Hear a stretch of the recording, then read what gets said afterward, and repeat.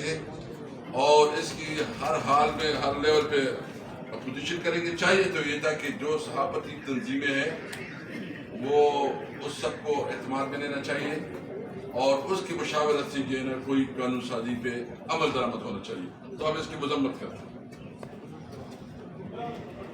اس وقت 2-3 political issues ہیں جو خان صاحب کی آج مبارک ہو کہ ان کے خلاف جو جھوٹی مقدمات بنائے گئے ہیں اور تھوڑا بھی عدالتیں جو ہے نا آج اس کے اندر میرٹ پہ سنیں تو کسی کیس میں کوئی گنجائش نہیں ہے. آج جو عدت کا کیس تھا اور خاص کر جو ٹیریان کا جو کیس تھا دونوں کیسے وہ خارج ہو گئی ہے.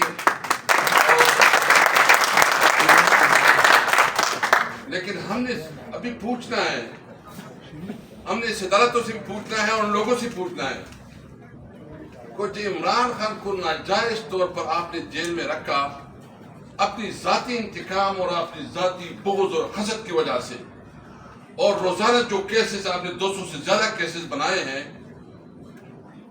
ان کی جیل کی اوقات ان کو کون واپس کرے گا؟ اور اگر آپ کا خیال ہے کہ عمران خان اس طرح جھک جائے گا اور وہ پیچھے ہو جائے گا, یہ آپ کی غلط فہمی ہے. عمران خان اس مٹی کا بنا نہیں ہے کہ جو آپ سمجھتے ہیں. آپ نے اس کے اوپر اگر جتنا بھی دباؤ ڈالا, آپ یہ یاد رکھیں عمران خان انشاءاللہ کھڑا ہوگا. وہ انشاءاللہ لندن فرار نہیں ہوگا جس طرح آپ لوگوں کا وہ تیرا رہا ہے.